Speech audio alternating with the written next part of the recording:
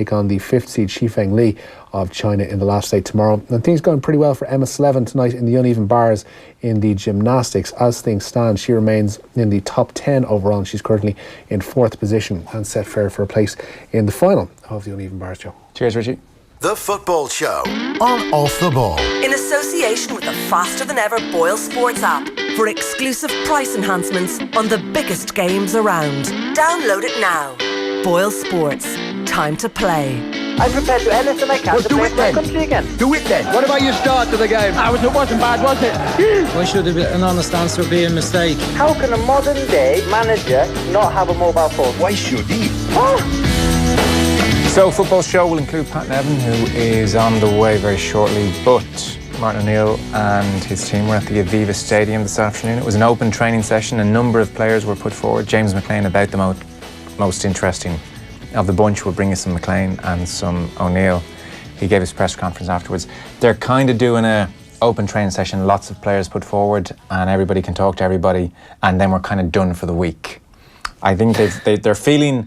Let's get this out of the way. Doing much media at the moment is generally not resulting in good times for any of them. That's their policy, and they may not be wrong, actually. Just need a few WhatsApp audios. Yeah. Daniel MacDonald did point out that there weren't very many people in the Aviva Stadium, right? But the kids, I guess, are at school, but we're a team bereft of stars at the moment. So such is the plight of Martin O'Neill at this stage that he's now being asked about fearing for his job. That is one of the things. Plight is a strong word. Coming up in the overall scheme of things. In the overall scheme of things, he's doing just fine. So he was asked essentially pretty close to the top. I listened to the full press conference. He did about 10, 12 minutes with broadcast media. If results don't go your way, obviously against Denmark and Wales coming up, are you fearing for your job? Is that the territory that you're in now? Well, I think I think that we have. I suppose, really, if I look at it, that we qualified for the Euros a couple of years ago, I must admit, and that was the best. I think it was the highest we'd ever did in the Euros. We were then 4th seeds. We got to the playoffs. We had lost 1-11 before that. So these 2 games apart, yeah, I think they're. You know what? I've got to a stage where I don't really fear for. I think there's. I think I was asked this question before. I think you always deal with pressure, and I think there's always pressure. There's pressure in managers every single day of the week. So that was his initial answer, and then he was pressed again. Almost in a well. If you don't get the next 2 results, do you feel like you're in trouble? And here's what he said. Well, I think. You know what I really probably do think? I think I came here, I had a possibility of leaving to go to another job at one stage, and I thought I'd like to stay on and see if we could try and qualify for this competition. And the Euros actually start in earnest, I think, in March time, so we'll see what happens. So he's reiterating the point there that actually I could have gone to Stoke. I didn't. I stayed with you lads. And the actual qualification doesn't really start until March. That's what I've stayed to do. And so for you guys to even contemplate turfing me out over some Nations League nonsense would be outrageous. That's the point he's making there. I think, in fairness to him, there's a lot of validity to that. There is. There is. In the cold light of day, and today was very warm for an October's day, but in the cold light of day, he's done a pretty decent job with what's available to him. But lovers of football in this country, have to wince at some aspects of it. But no, it's not. A couple of decent performances coming up would be fine. I know it's not irrelevant, the Nations Cup, but at the same time, it's not going to put him under any more pressure, really, unless we play particularly badly the next week. Well, that's the thing. Unless it's a proper hockey. So Denmark are without Eriksson, and it seems increasingly Wales are without Bale. That makes things far better. But imagine they were 2 really, really bad performances, bad results. Then the whole thing will ratchet up again. He could really do with a win here. Denmark without Eriksson and Wales without Bale are pretty average sides. Like they're in the overall scheme of things, we should be getting at least one draw from the 2 games. See, that's the thing. It actually heightens expectations. It Bit does, of pressure in a way. But he doesn't have to do a particularly hard job to manage these games and make us, resemble a vaguely competent team. But I don't know. There were aspects of that game against Poland. I think you were saying beforehand, maybe about Man United and the way that they played against Newcastle, that they kind of just threw. It was abandoned in the second half against Newcastle. The Ireland game against Poland was a bit like that, where Sean Williams just got on the ball and we passed the ball fairly well, and I enjoyed that game.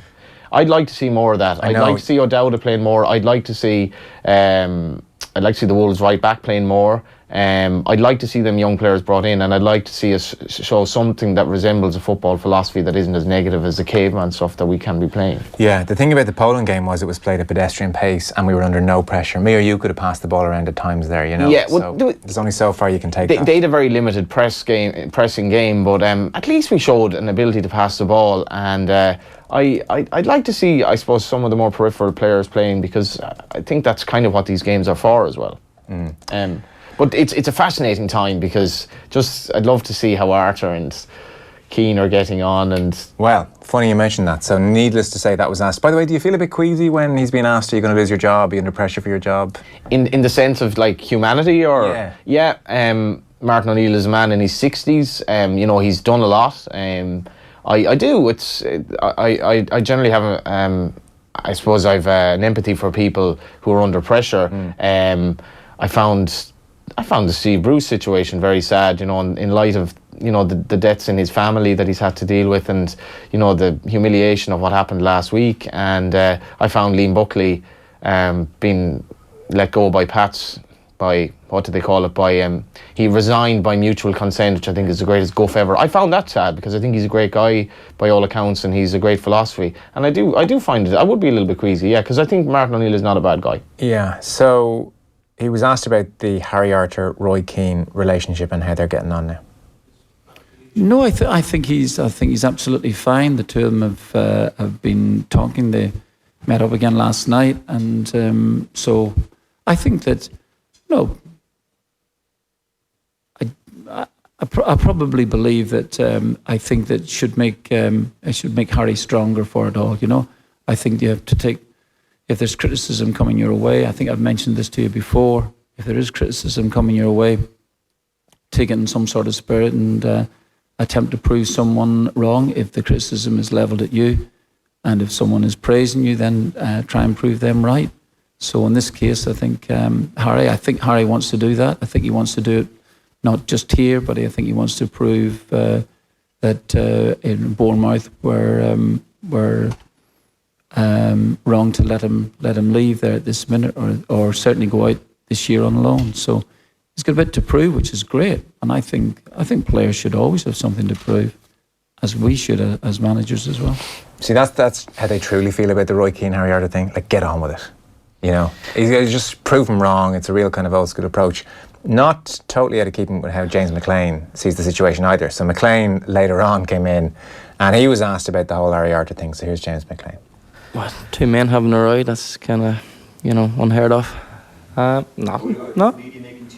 Yeah, I think they always do, to be honest. I don't think it's a biggest deal as it's been made out. So what, someone had a go at someone, like we're all grown men at the end of the day, deal with it, get on with it. But the harmony in the squad, I think if you ask the 2 lads as well, it's been good, it's always been good. I think it's obviously not ideal. Harry didn't show up the last campaign. I tell Harry myself that I don't agree with that.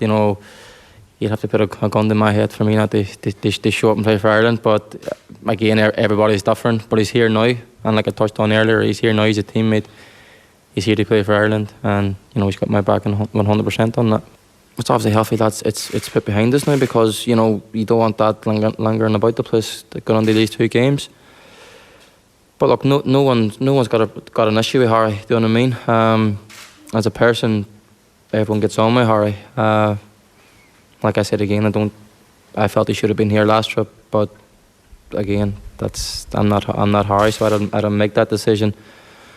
But yeah, I think that, like even today, we met up last night, no issues. So that's obviously a positive. No, because I like to think I'm a bit wiser. Just to keep my mouth shut because they picked the team. Look, it's Martin O'Neill and it's Roy Keane. Look at their CVs. So if they say something, like I respect both of them a lot, so I'll take it on board, whether I agree or not with it. I'll listen to it, and I'll question it to myself, and if I can take stuff from that, then I will. But no, I think I respect them both too much. They can't tell them they're wrong, even if I think that's the case or not. I'll take it on board. Gotta love James McClean. Well, as Martin and Roy sit down for an evening coffee this evening, they're thinking, why the hell aren't there more James McCleans around? Where are all the James McCleans in the world? You can, he bleeds, honestly, and I firmly believe a gun to his head wouldn't stop him playing for Ireland. Did you read anything into the... That's it. Roy calling Pearl Harry Arter a C for getting a massage on a table is a bit OTT. I think... I'm definitely still on the Harry Arter. I mean, I don't understand why it couldn't have been resolved before. I think, the last squad met together. I think Roy's man management is sorely lacking, but at the same time, Arter needs to show that he can bloody well play ball for Ireland, because he hasn't done a great deal of that, if you ask me. And in a bizarre twist, that WhatsApp audio might not be the worst thing in the world. We all knew that. I think it was fairly well known that Keane and Walters have maybe their difficulties. The Arter thing maybe not so much, but it just puts more onus on him to start playing within the parameters of our own limitations, because I hope he's better than what he's shown for Ireland. Yeah, I think we all do at this stage. It was an interesting, brave, risky move for him to not show up, because he doesn't have that much credit in the bank. No. And I love what McClean's he should have been there. Yeah, totally. McClean sees this one way. He's so honest. You mentioned Matt Doherty. So, Player of the Month. We've only had 4 Players of the Month in Premier League history. Robbie Keane was the last one 11 years ago. So Matt Doherty. We've only had 4 players. Premier League history. That is staggering. Yeah. That's right up there with the statistic Sky had for the game on Sunday, which is absolutely staggering. In 10 games at Anfield, Aguero has had 3 shots on target. It's unbelievable. I was like, what? I know. But getting back to the other great statistic, yeah. So Matt Doherty, Player of the Month. There was that whole lot of stuff about, well, maybe my face doesn't fit a couple of weeks ago from Matt Doherty. So O'Neill was asked again, Doherty, great form, is he likely to be involved across these 2 games? Matt's been in the squad here now. He has a natural difficulty, obviously, since breaking into the team here, because he's essentially a wing back at this moment. It's the position that he is finding himself in, and it's the position he's most comfortable in as well too. I think he's 26 years of age now, and I think he's maturing into a good player. And I think that not for 1 minute does his face not fit. It's just a matter of playing in the team, and it's very difficult. I just don't actually, because someone is doing well, generally speaking, be difficult for him to take over the role. If we're playing a back 4, as you just mentioned, we've one of the best right backs in Europe playing in that position. And when he was injured at the time, Cyrus Christie came in and stepped in. And you'd have to say Cyrus Christie did very well for us. Very well. So there's positions on, remarkably, is one of the positions that we're actually quite strong in. There's other positions that we're not strong at all. But this is one here. But in terms of his face not fitting, simply not true. Yeah, he did say he was likely to be involved. So it's Denmark on Saturday, 7:45 kickoff, and then Wales on Tuesday. And, well, we'll be sitting here this time next week and knowing how the whole mood is. It'd be nice to see, it'd be nice to see him play, and Coleman is one of our better players without a shadow of a doubt, but I'm not sure he necessarily has to play right back. I think he'd be perfectly capable coming in off his you see so many right-footed players playing on the left now, because so much of the game is like I see a lot of clubs now that play 4 centre midfielders. There's very little width. Yeah. Because basically most goals come through the middle. So if you could play Coleman, like he's playing in a very, very good Wolves side, and he is playing extremely well. He's full of confidence. Technically, he's obviously very adept. I haven't seen an awful lot of him, but we need players like that in the team ideally. And Sure Cyrus Christie he did not have a good weekend. No, and Matt Doherty's much better technically. So Ireland stuff will be right across the next week or so. We're going to talk to Pat Nevin about a few other things, not least this Michael Carrick extract in the book about the depression he suffered with next. Football on Off the Ball. In association with the faster than ever Boyle Sports app for exclusive price enhancements on the biggest games around. Download it now. Boyle Sports. Time to play. The Republic of Ireland take on Denmark and Wales in the UEFA Nations League on October 13th and 16th at the Aviva. Secure your seat with an FAI season ticket, including entry to special events, exclusive promotions and competitions. It's time to get mad serious. It's time to get your FAI season ticket. Get yours now at faiseasontickets.ie. At Blackrock Clinic, we offer direct access to our expert team of endoscopy specialists. So if you're concerned about a stomach or bowel issue, we can quickly find the cause and whether it's serious or not. With a referral from your GP, an appointment can be arranged within 24 hours. For access to a world-class endoscopy unit, think first. Think Blackrock Clinic. Blackrock Clinic, when your experience needs ours. The year is 1927. And the work is half done. This will be the core of the scheme, the power station at Ardnacrusher. In 1927, ESB took a bold first step, harnessing the power of the Shannon to bring light and energy to the nation. Now ESB is leading the way to a clean energy future, powered by electricity, creating a brighter future for all. Find out more at esb.ie.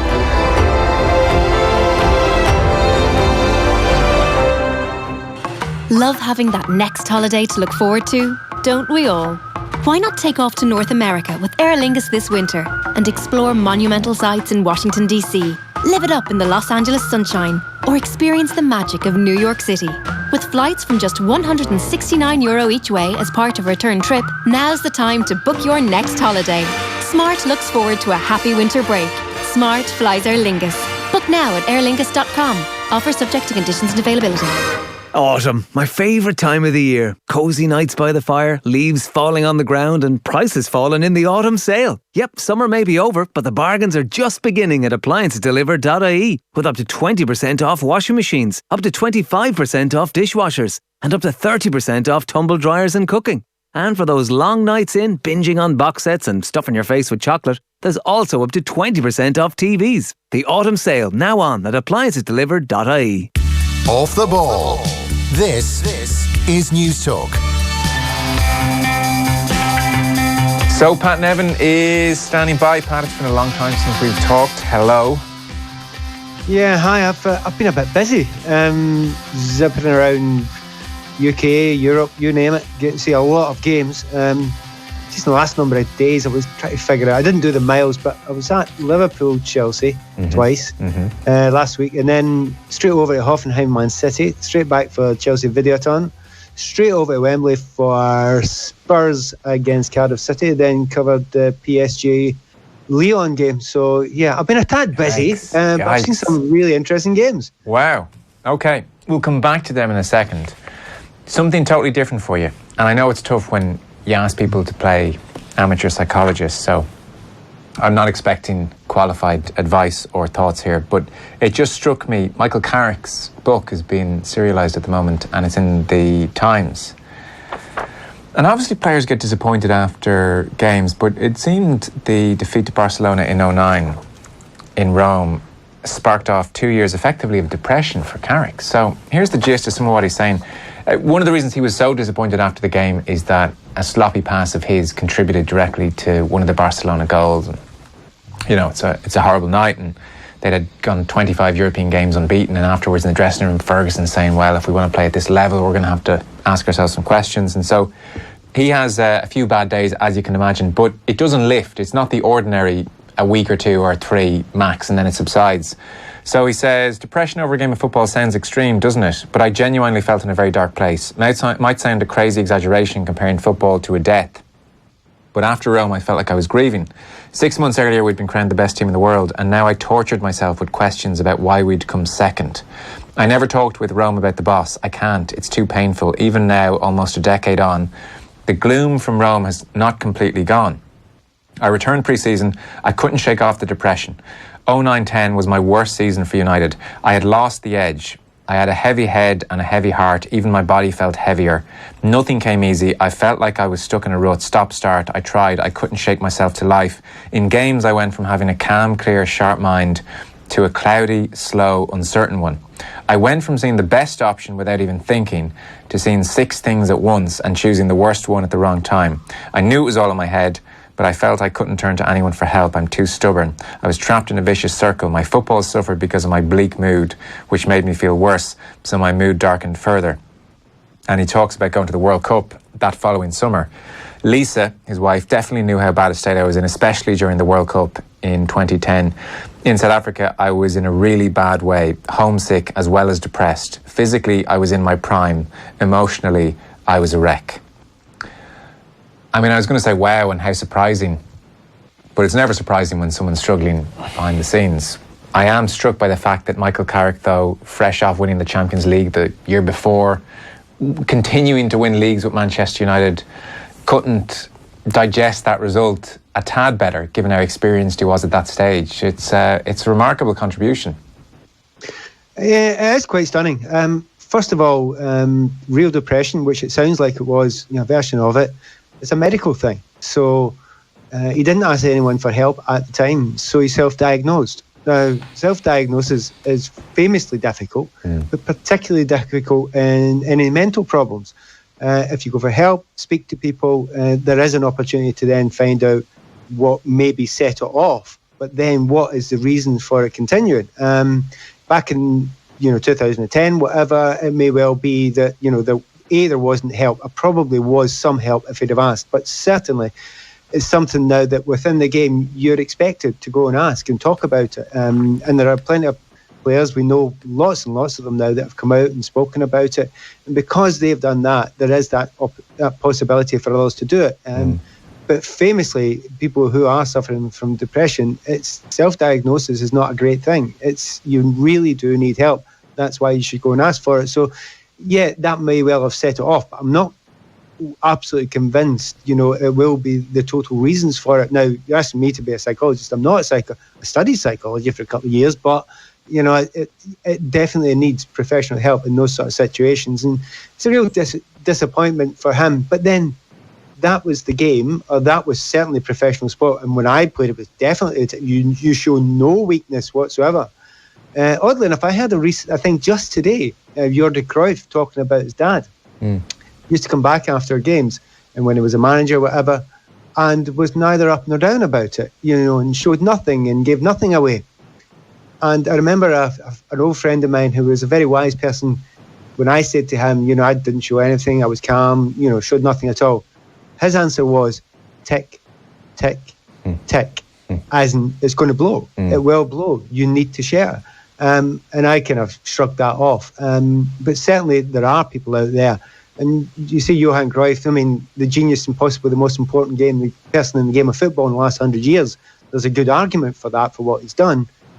But, he ends up having heart attacks. He smokes constantly.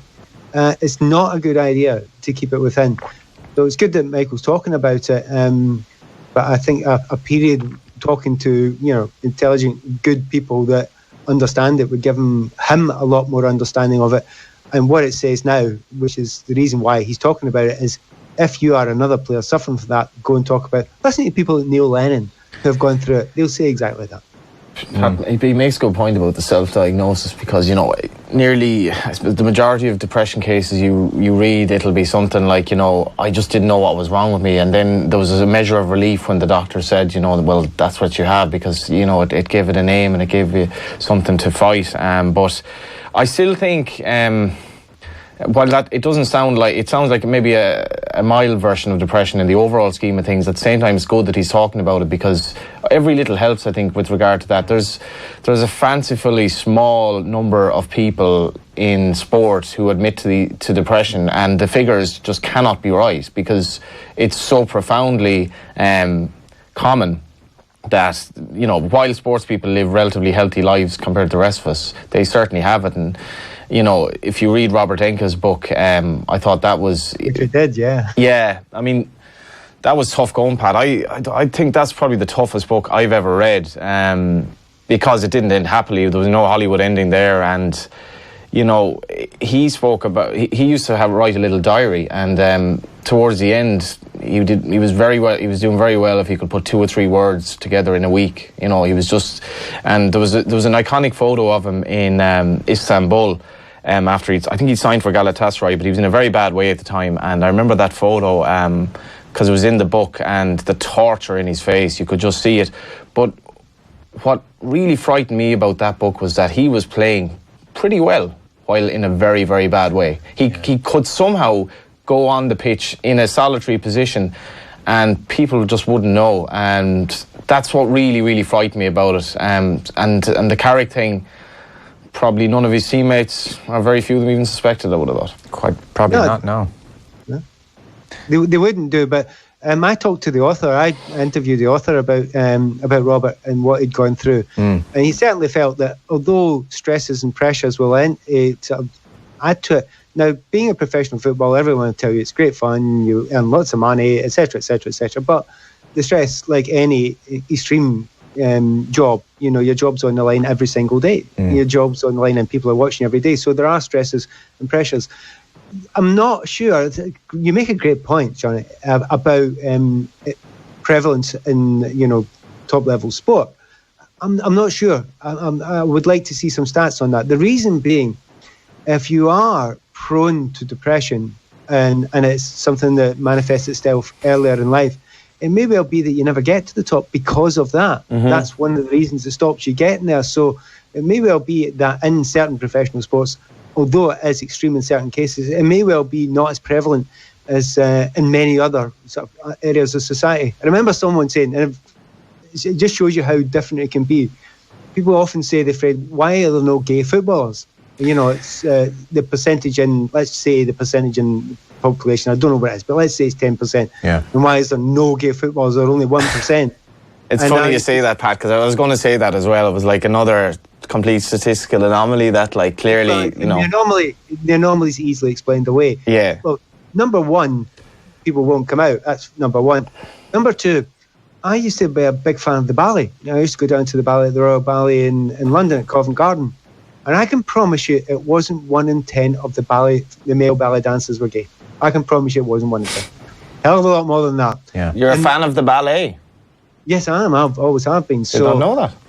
Yeah, so I was very good friends with one of the ballerinas who was principal down there. So I used to stand on the sides, sort of looking at the ballerina, one of the greatest ballet companies in the world, and I'd be in the wings watching it. And it's the most extraordinary thing because there are actually amazing similarities between football and ballet. I mean, it's amazing to say. Balance and all that. Well, oddly enough, injuries are almost exactly the same. Being asked to perform while injured is exactly the same. Expectations that if you have one bad night, you're finished, and all those pressures. So people don't think about it, but the ballet dancers that I knew, they all felt exactly the same things that I was going through in football, with just that sort of stress and expectation. And of course, the audience, the point is you can't show them you're injured. It's the antithesis of what you can do. So there's a lot of psychological similarities there, but there are statistical anomalies within it. Now, there have been, and the PFA certainly have worked on it. And I actually interviewed Tony Adams recently up at the Edinburgh Festival, and he was talking about that, about depression leading to a variety of other things. So we know it's there. We know it can be extreme. And the fact that you're in an industry where you're expected to show no weakness does not help. And the point you were going to make about the anomalies with ballet and football is, frankly, football's not a very welcoming place. So you spot pretty quickly that homophobic slurs are commonplace, and maybe you go somewhere where they're not. That's the point you were making before we interrupted. That's one of the points. Is definitely one of the points. You go to where you would feel more comfortable, and that would certainly be the case. To be honest, to underline this one thing, that another anomaly I would suggest: first gay player that comes out, he'll be fine within the game. It'll be absolutely okay. Not sure it'll be the same in the media or well, I think it will be okay in the media. On the terraces and online, maybe a bit tougher. Well, the merest weakness is seized upon, isn't it? A separate point to Carrick, because you can't diagnose from afar, and he said what he has to say, so we'll park it there. So, not even I'm talking mental illness, but did you have a Rome moment in your career, one that haunted you for a long time, a crippling disappointment that just affected you, or were you generally able to park them? No, I'm afraid I didn't, and I can say that really comfortably. I mean, 800 and odd games of football. I had a lot of good ones, a lot of bad ones, a lot of indifferent ones. And the reason being, I made a decision when I was about 17 years of age, saying it's only a game, and I had something to fall back on. And knowing that pressure was there, that, if I did fail, it's okay, we'll go and do something else. There's other things I can do, and keeping your head right. Now, that's why I always had, when I finally get involved in professional football and played for a few years, my dismissiveness towards professional football has disappeared, because I had something that a lot of them didn't have. I had the attitude of, hey, I can still give as much as you. I can still be as dedicated, if not more than a lot of you. But I can afford to fail. And what you've put into it, you've put everything into it, and you don't feel you can afford to fail. So I ended up playing through the love of it and the joy of it. And a lot of the guys I was watching were playing through fear. I'd say you were probably in the minority there, Pat, with that sort of analysis. I can give you the shortcut here and tell you Pat Nevin is in the minority of every footballer. in every between the Ballet and he's boundlessly surprising. Yes, he was definitely in the minority in almost every way. Yeah. And that, I don't think that should be a bad thing. The other thing is we're celebrating you here. Yeah, it's a tough thing sometimes being a minority, and other players around me who were in minorities in the early days. It was some of the black players. You may always you end up mentioning Graham Lasso in this, because he was a good mate of mine when he was young, come through at Chelsea, and they found it slightly more difficult to deal with. But I had a couple of things behind me. I had education behind me. I'd been doing a degree before I played football, and also on top of that, I came from a hell of a rough end of Glasgow, and the east end of Glasgow, and you can stick anything when you've gone through that. Something completely different. John Terry's retired. The one area I feel Pat Nevin in his life has a black spot. I basically, Johnny, agree with everything that Pat Nevin says about it. Not everything. Honestly. Yeah. I'm not kidding. I feel if Pat Nevin wrote a Bible, I'd be a Nevinite. Okay? Like Kenny Cunningham. Pretty close. But I think even Nevin is on the pulpit and Kenny's merely a saint. I'm listening to Nevin. And yet, if he has one black spot, it's his enduring love for John Terry the man and John Terry the player. So look, I surrender today. I'm not going to crib about John Terry today. You found him thoroughly solid, inspirational. A stunningly unusual character. Stunningly unusual character. Okay. And I don't often say that about people within the game. If you ask me about people, I usually say players, just a bunch of guys. I've worked with them. They're all fine. There are very few that stand out. Other than some great players, but even so, it doesn't make you a great person.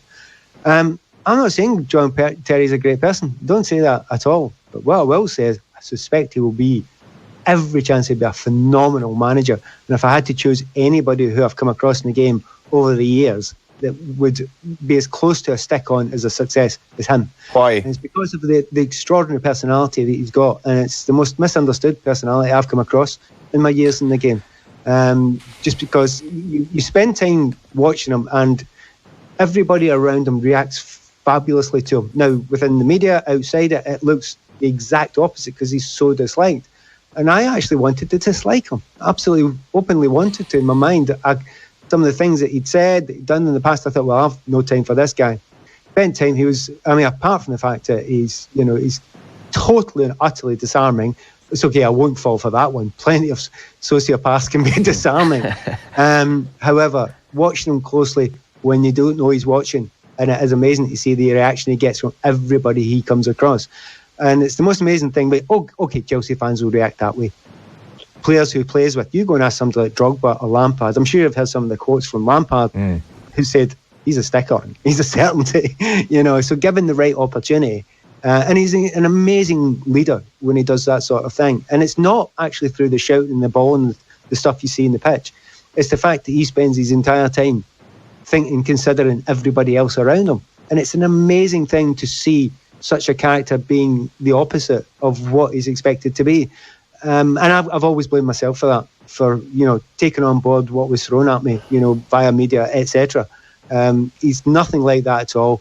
He's got weaknesses. Look, I'm telling you, he's got weaknesses. We all know that. Everyone's got weaknesses, and his have been splashed across the newspapers, and there is no way I'm going to try and back him out of any of them. No chance. Yeah. However, ask me if he's going to be a top manager and he's got the personality to do it. Probably the best and most obvious I've ever seen. I suppose as well, the fact that, he's been there, done that, and he is the embodiment of the leader on the pitch, in the sense of he was a defender, he put his body on the line, and I would imagine, Pat, that will kind of play to his strengths, in the sense of players warming to him that maybe didn't play with him, because they'll remember him, what he was as a player, and he kind of was everything you'd want as a manager, if you were his manager. Yeah, if you look at Steven Gerrard's great example of that as well up at Rangers, he's doing a fairly good job there, and I've been impressed with what he's done so far. But there's something else and behind that with John Terry. See, this idea of the leader and the thing that you want to see, the thing that's implanted in your brain of what he is. Yeah, it's got that. Absolutely got that. That's not enough these days. That's absolutely not enough these days. Go and ask Jose Mourinho. You need more than that. You need some other psychological tricks and, a personality thing that you want people to do it. You look at Jurgen Klopp, they're not doing it because they're shouting at him. They're not doing it because he's done anything else. It's got to love what he does. They absolutely and utterly trust and believe in him. And there's very, very few guys like that around. And, I didn't know Jurgen. I didn't know Pep Guardiola. There are some extreme people at the top of our game just now that are fantastic to watch and are quality in that side. But looking at people that I've come across and known through the game, he's as close as you get to that. I mean, I'm desperate to see how he's going to do. Yeah. He needs to, like everybody else, like somebody said to me recently, what if Pep Guardiola was a manager at Cardiff? How would Cardiff do this year? Yeah, they'd probably go down, actually. So you need to make the right decisions too. And I don't know how well you know Lampard by extension, do you share the same, maybe not quite degree, but do you share a good degree of confidence that Lampard's going to succeed? I kind of hope more that he does, here, because he's such a likeable person, and I could relate as a type of personality much more to Frank than I could to, say, John Terry. But watching Frank's decisions already so far, that's certainly taking Jody Morris on board was a brilliant decision, an absolutely brilliant decision, because he hasn't misused his fame in any way, and his personality and his position in the game in any way. When he goes to anyone for help, which he has done already at Chelsea and taking players like Mason Mount, you won't get a no. You'll get a, yeah, I'll work with you, I'll do it with you. So Frank, another one, it's intriguing. I don't know who will or who won't do well. I hope Frank does well. I don't know if he'll do well, but I hope he does well. And I kind of expect him to do well. So he's up there as well. Steven Gerrard, I must admit, I hoped and expected he'd do well as well, but wasn't convinced he'd made the right choice with Rangers. It wasn't a Gerrard thing, it was more of a Rangers thing. But he's done well. So it may well be that you've actually got a real breed here that are coming through, and we've waited for them, and we might actually see some special ones. Giggsy seems to have started well over at Wales as well. But it's a tough job, and you have to be the best in the world, and it's over a long period of time you've got to do it. You got to evolve as well. Yeah, that's the thing, evolving quickly. Again, we're back to Mourinho. But that's the thing, though. Like, Mourinho does genuinely look a bit out of his depth in the sense of just a game having passed him by. Like, and it's mad that you can think, like, arguably deemed to be the best coach in the world maybe a few years ago, and now most people would probably have serious question marks about his coaching ability. Yeah, I wouldn't be writing him off yet. I think, he could well get sacked next week. He could get sacked after the Chelsea game they've got coming up. It could happen. Will that make him a bad manager? No, he's a different type of manager. I love the fact that he's still in the Premier League, because if you've got Sarri, you've got Klopp, you've got Pep, they're not doing exactly the same things, but you can see they're coming from the same angle. Hey, we need a bit of difference there. Now, that's very true, Pat. Like, sorry to interrupt, but I was just saying that to Joe beforehand. I saw a clip today, which was about 2 or 3 minutes, basically just shown a synopsis of how Chelsea passed the ball out of the back, and I'd never seen anything like it. It was basically how deep the centre backs go and how deep the centre midfielders go, and they use the full backs quite well. But like Sarri compared to say Pep, there's massive difference, and you can hear. I think even Fabregas was talking about the difference that Sarri has made to his game, possibly Luis as well, and you can just see it at Arsenal as well. The difference Emery has made, the goals they got at the weekend, and it's fascinating to watch because Pat Finlan made this point before. It'd be very boring if everyone played like Man City. It actually would be. Well, it would be. You watched Liverpool versus Man City, they kind of cancelled each other out. And we were all expecting this phenomenal, fantastic game. And it was okay, and it was in a kind of chin-stroking way, it was all right. It was good. But, was it one of the great games where end-to-end, millions of chances, that? No, it wasn't one of them. So you do need those differences. We have got those differences with the Premier League. But a lot of those teams that are more physical, etc., they're down at the bottom. And some of them aren't coming out and having a go, which really is a bit annoying. Understandable to some degree, but it's a bit annoying as well. So I do want to see a different idea. And remember, you're right, evolving is exactly the point. That's exactly the point. It so happens that that's what's working at the moment. 2 or 3 years' time, it might not be. Jose Mourinho might get... You looked at the second half of the Newcastle game with Jose Mourinho's team there, doing exactly what he wanted to do with the spirit. That looked hell of a good to me. I thought it was great to watch. Sorry, was that what he wants them to do in the second half, or was that not just sheer desperation and they threw more numbers forward than he might ordinarily do at any point? I'm thinking of the City game when Pogba scored a couple of goals when they were chasing the game as well. That half and the half at the weekend with Newcastle sort of seemed like the anomalies where that's actually not what Jose wants them to do, but it was desperate times, so it called for desperate measures. And unfortunately, that is where we lost Pat Nevin. I like to think, Johnny, he was so blown away by the quality of my question, he was stunned into a prolonged silence. But I'm told his internet failed him. It's one or the other. I'm actually struggling to deal with the question. It was that good, Joe, but Pat was... I don't think I've spoken to him before live. What a guy. I'm trying to tell you this, that he is just the most amazing man. He's everything that you don't think a footballer is or was or whatever. He's anti-footballer. I was telling you just briefly during the ad break that he DJs, and still to this day, and even in his Chelsea days, he would play a match in front of 30,000-40,000 people and then go and DJ that night in London. I was telling you about the way he would say hello to his dad, who would get the train down from Scotland to watch him play for Chelsea, and with the train timetables had to leave the ground a bit early to get back up to Scotland. And so Pat's way of saying hello would be to try and beat the entire pitch and almost do a little tap of the head then and say, his dad taught him to dribble. Yeah, his dad had watched Jock Stein train Celtic, and he took some of the dribbling drills and gave them to Pat and made sure Pat never looked at the ball when he dribbled, and that's how he became such a glorious dribbler. Tonight I realised that he's genuinely big into the ballet and studied psychology for a few years. Generally, there's at least one Pat Nevin revelation a week, I find. But when you go I'm not trying to make you into psychologist, then he goes, well, I did study it for a few years. I was like, but it's funny, I was at the Portsmouth Coventry game last week. I have a mate who's a Coventry fan. I went over and Ronan Curtis was playing for Portsmouth, as it turns out. So I was like, I might get to interview him afterwards, just to... It's kind of like I was up in Belfast last night and ended up doing a vox pop with fans about an All-Ireland League. So I try to, even if I'm on a junket, I try to do a bit of work, like I suppose the journalist who, like the photographer who always has his camera on him or whatever. Yeah. But anyway, it was funny. So I was outside the Portsmouth dressing room afterwards, and I was just observing the players coming and going, and just when we were talking about the depression aspect earlier, the dressing room can be a very lonely place in a strange way, because if you are that person, and it was just interesting to look at the body language of the guys coming out, and the quieter ones would kind of walk by, and then there would be another huddle of lads who would be kind of ripping into each other, and it was just very interesting to observe. Like they're all kind of... I think we're talking about this there as well. We're getting a little bit older, and we're getting a bit older than the players who are playing football. But it's an interesting dynamic. And then they had a 4-hour bus ride back to the South Coast or whatever.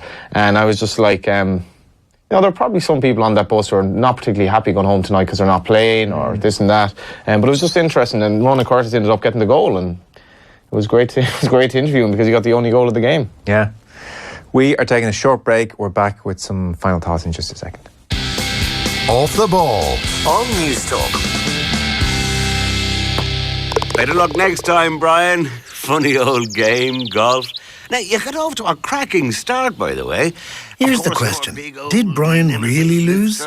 You see, last week he switched his car insurance to AIG Golfer and got a really great deal. Pity, because you're putting. AIG sponsor the GUI and ILGU and have great prices and discounts for The golfers. hazard on the 9th is usually my So, water maybe due. some extra bunker lessons from the pro with those savings, Brian. Thanks, AIG. For quote, visit aig.ie/golf. Terms and conditions apply. AIG Europe Limited is authorised by the Prudential Regulation Authority of the United Kingdom and is regulated by the Central Bank of Ireland for conduct of business rules. Experience Control GX from Just for Men. The first shampoo with a brain. What makes it so smart? It reduces grey the same way it grows in. Gradually. The more you shampoo with Control GX,